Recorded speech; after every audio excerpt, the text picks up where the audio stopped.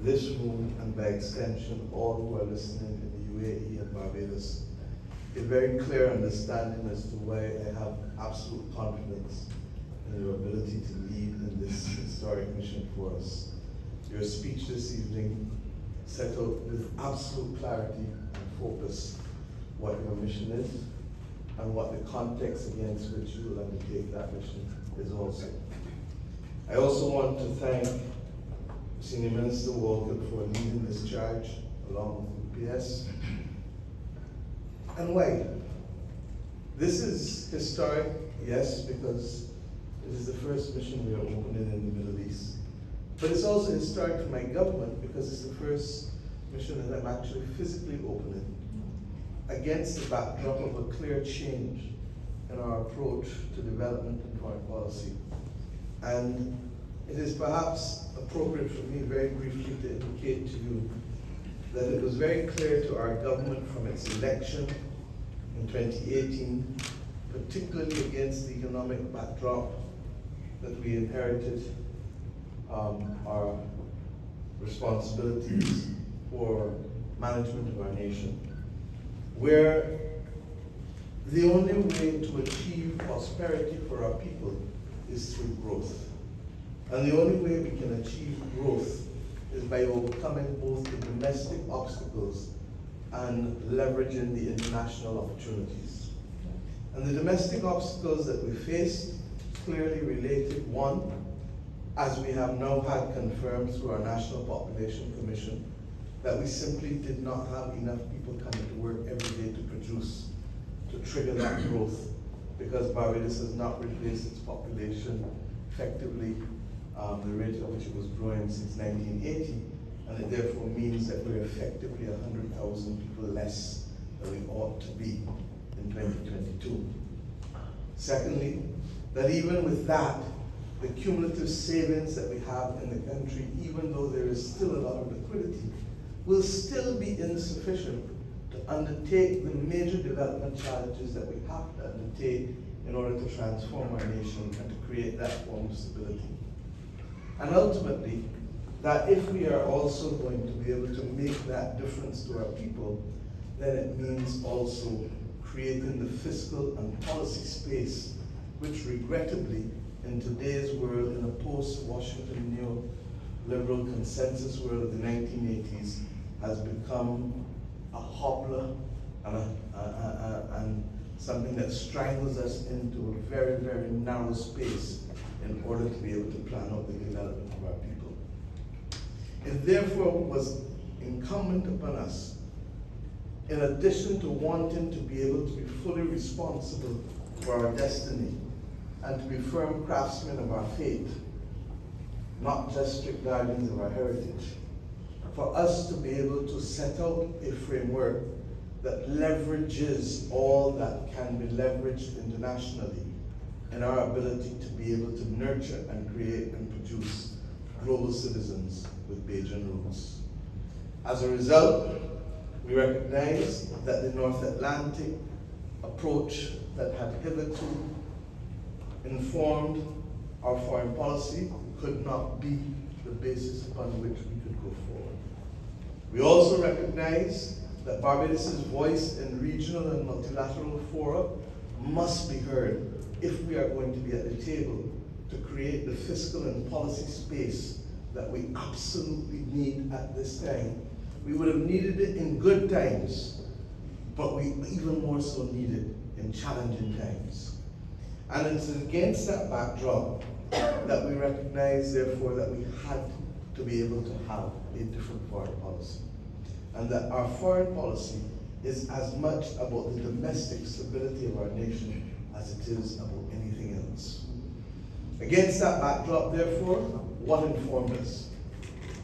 To be a player in the international community without a voice and presence in the Middle East, in Africa, and in Central and Latin America is really, and in Asia of course, is really not to be a player in the international forum. We have already established an embassy in China, and that has worked for us very, very, very well. But we recognize that we never had an embassy where we came from. Where did we come from? We got here through a direct route. And here I mean Barbados, because you're now on the property of Barbados. In the country of Barbados, Your Excellency. So you have been to Barbados. But we got here through, regrettably, a direct route called the Middle Passage that we would do well to forget because of the horror of its experience. But having got here through a direct route, we never replicated the direct route in anything else that we do, neither in trade, nor travel, nor indeed cooperation diplomatically and multilaterally. And therefore, my government took the immediate decision that we needed to have a presence first and foremost in West Africa, in Ghana, from which the majority of Barbadians would be able to trace their ancestral roots. We hope that our cooperation with the government of Trinidad and Tobago, which we have committed to in respect of shared diplomatic representation, in the same way that we started as an independent nation with Guyana, sharing diplomatic representation to the United Kingdom, could and would still be a model, and hence other countries in West Africa may well see us participate there through that model. We felt that there could be no justifiable reason for us to have diplomatic representation at the multilateral level at the United Nations only in the Northern Hemisphere. It boggles the mind. How does a country that is effectively a country from the South be satisfied with only having diplomatic representation in New York and Geneva when the United Nations has 3 global headquarters? And where is the 3rd headquarters? In a country that is a cradle of civilization, from which all of us come. And I speak specifically to the global headquarters of the United Nations in Nairobi. But what makes it even worse is that what are the headquarters entities in Nairobi? They're those that are of immediate benefit to us. The United Nations Environmental Program is at the front line of the battle to save our planet. And we are on the front line of the climate crisis. And hence, therefore, the decision to be able to open an office in Nairobi became an easy decision. And when we added to that United Nations Habitat, then it completed the process, while at the same time giving us an opportunity to get to Eastern and Southern Africa in a clear and meaningful way. And then we went and recognized that what is a country to which Barbados sent the most? Having satisfied those from where we had come, what is the country to which we sent the most people? That's Panama. And we sent them at a time when the deprivation economically of our people was at its most acute. And as a result, we have determined as a nation that not only do we want to have that relationship with Panama because of the bilateral relationship with our people going there, but Panama equally is that country that opens up the east as well, the Panama Canal, which ironically Barbadian blood, sweat, and tears built.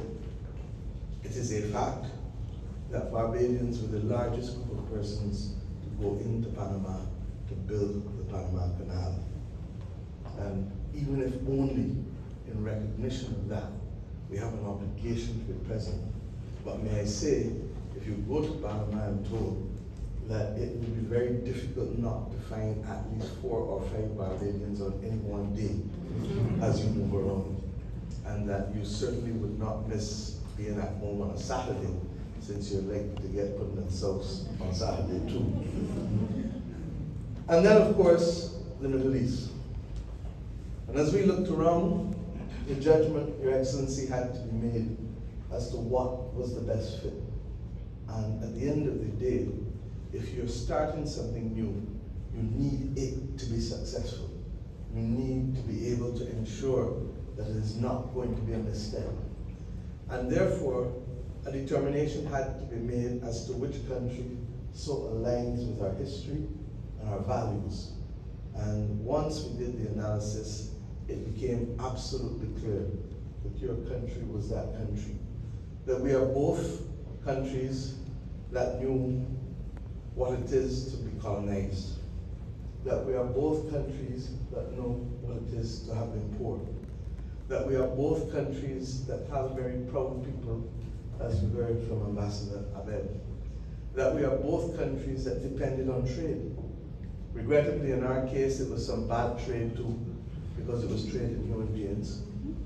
But we, being the first geographically, the most easterly of the Caribbean countries geographically, and nothing between us and Africa, and by extension, everything going east, that it became clear to us that the values, when combined with the geographical hub that we have both represented for our regions, when combined with that pride, when combined with that strong sense of history, but above all else, when combined with a strong sense of tolerance.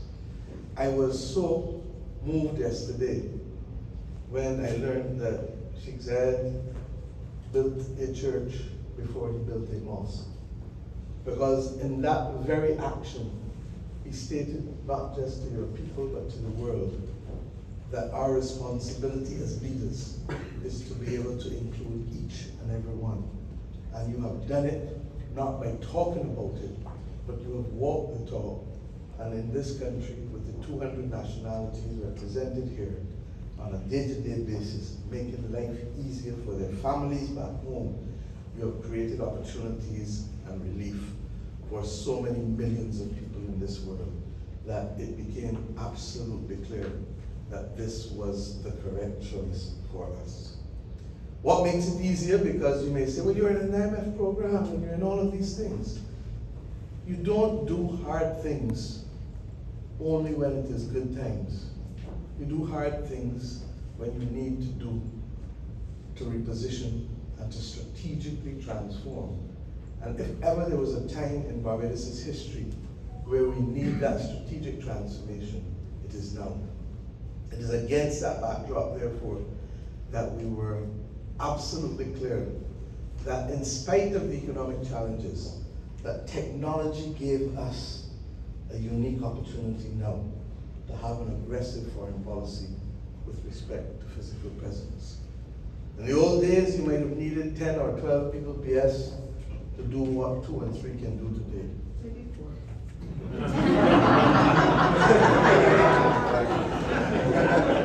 It just tells me that you have not modernized your mind with respect to the opportunities. But it runs counter to the fact that you are now seeking to lead the world with respect to the establishment of a metaverse in the diplomatic field. And that approach, we hope, will continue to take fruit, particularly with Ambassador Abed leading it along with the ministry at Bridgetown. But the bottom line is that we can do with 2 or 3 or 4 what we were doing with 10, 12, and 14 before. And what makes it even more important is that with the connectivity, that is why the travel connectivity is so critical, that we can send the requisite skills between Invest Barbados and the Ministry of Foreign Affairs to our respective locations, because at the heart of our diplomacy is not just to make the world a better place, is not just to provide consular support for our citizens, but it is also commercial diplomacy at its best, particularly in today's world where things have become so economically challenging. And I therefore believe that this process, had COVID not come, we would have been entering into phase 2 of our diplomatic expansion. We trust and pray, Ambassador, that you and others here, along with Invest Barbados, will be so successful in working with the people and government and those global investors that find themselves in this wonderful hub, global hub, such that we will be able to bring sufficient business to our nation, such that we can bring the prosperity which is at the foundation of all that we do, because it takes cash to care. And that if we can do that, then we can rapidly move to phase 2 of our global foreign policy. And I'll end on these points because what ultimately is it that we're trying to do? It's captured at 4 levels. People to people exchange. We spoke about it, Your Excellency. Whatever else we may do at the level of governments, it is the growing relationship between ordinary people that ultimately drives the energy and passion of engagement. And I am happy that we have a growing, and I'm almost tempted to say a rapidly growing diaspora in Barbados in the UAE. And the opportunities, I was amazed yesterday when we went to the World Expo, the number and types of people and skills that we're finding in UAE from Barbados, who on their own, at all levels, have found tremendous opportunities, some of whom were previously with us in government too. And I refer to Valerie, who was our expert on all matters of maritime and blue economy before blue economy was a conscionable phrase that is fashionable. Air transport as well. And air transport as well. And similarly, with respect to others who are literally high in the level of your own companies here at very high corporate levels. But after people-to-people exchange, there's the traditional bilateral relations which this embassy represents in its most tangible way.